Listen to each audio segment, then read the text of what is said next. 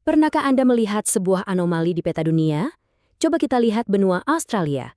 Di bagian utaranya, ada sebuah wilayah yang super luas, kaya raya sumber daya, dan secara strategis, wow, vital sekali. Tapi anehnya, wilayah ini hampir sama sekali nggak berpenghuni. Kok bisa ya? Kalau kita lihat di atas kertas, Australia Utara ini kelihatannya seperti sebuah anugerah kan? Bayangin aja, ukurannya sepertiga benua, jadi gerbang langsung ke Asia, dan punya cadangan sumber daya yang melimpah. Tapi kenyataannya, beda jauh. Populasinya bahkan nggak sampai 1,4 juta jiwa. Dan kalau kita lihat dari luar angkasa pas malam hari, bagian selatannya itu terang benderang sama lampu kota. Sementara bagian utaranya, ya gelap gulita. Benar-benar sebuah paradoks.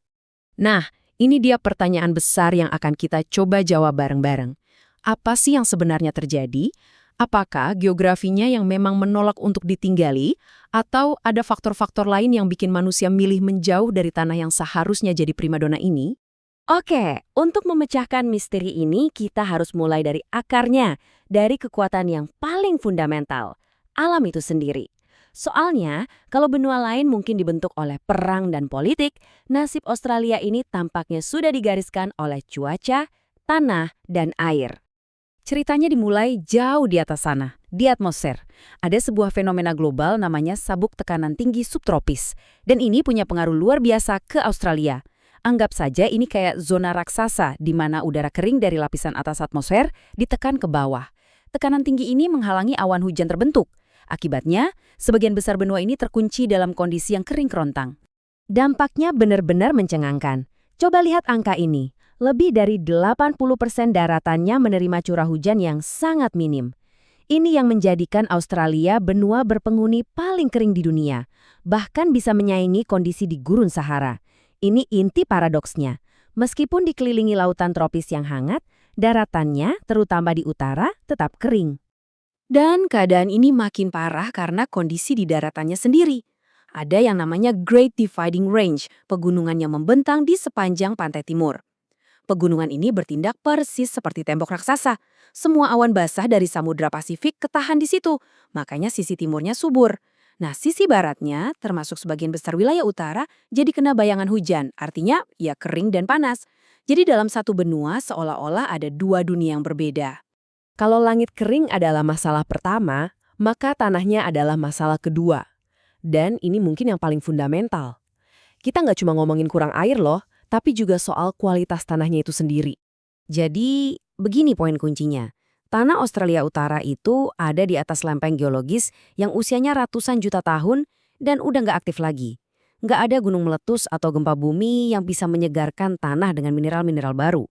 Hasilnya, tanahnya jadi tua, lelah, dan miskin banget nutrisi. Makanya banyak banget proyek pertanian modern super ambisius yang dicoba di sini, dan hampir semuanya gagal total. Seolah-olah bumi di sini bilang, silakan gali kekayaan mineralku, tapi jangan harap bisa menumbuhkan kehidupan. Dengan kondisi alam yang se-ekstrem itu, gimana cara manusia beradaptasi?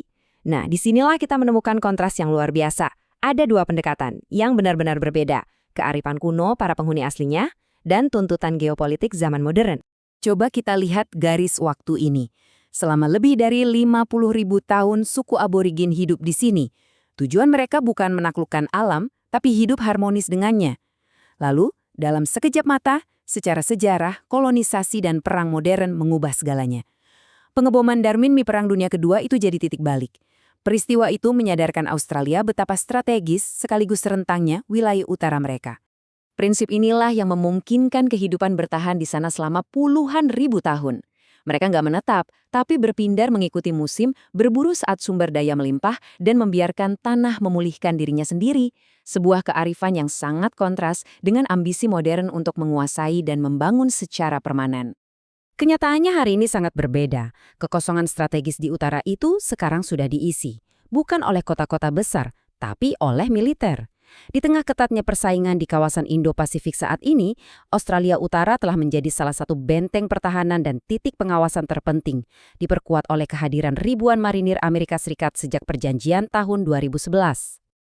Tapi, tunggu dulu, kehadiran militer ternyata nggak otomatis menarik penduduk sipil buat datang. Kenapa begitu? Simpelnya, mahal. biaya hidup di Darwin itu bisa 30% lebih tinggi daripada kota-kota di selatan. Membangun jalan, rumah, dan segala infrastruktur di lanskap yang keras ini biayanya selangit. Dan jarak yang super jauh bikin semuanya jadi lebih rumit dan lebih mahal. Jadi kalau kita rangkum tantangannya begini, cuaca ekstrim, biaya hidup yang gila-gilaan, dan satu hal lagi yang sangat penting, penghormatan terhadap hak tanah adat aborigin. Banyak sekali wilayah di utara yang dianggap suci dan dilindungi dari pembangunan skala besar. Ini bukan cuma soal hukum, tapi warisan spiritual yang nggak bisa begitu saja diubah jadi lahan ekonomi. Nah, pertanyaan berikutnya, mungkinkah teknologi modern akhirnya jadi kunci untuk membuka semua potensi Australia Utara ini? Mampukah teknologi mengatasi tantangan-tantangan kuno yang sudah ada sejak ribuan tahun lalu? Ambisi manusia untuk menaklukkan alam itu nggak pernah berhenti ya. Coba bayangkan, ini, panel surya raksasa di tengah gurun yang bisa menyalakan listrik untuk negara lain ribuan kilometer jauhnya. Itu visi dari proyek Sun Cable. Di sisi lain, ada juga usaha untuk menciptakan air tawar dari air laut dan menanam bahan makanan tanpa butuh tanah.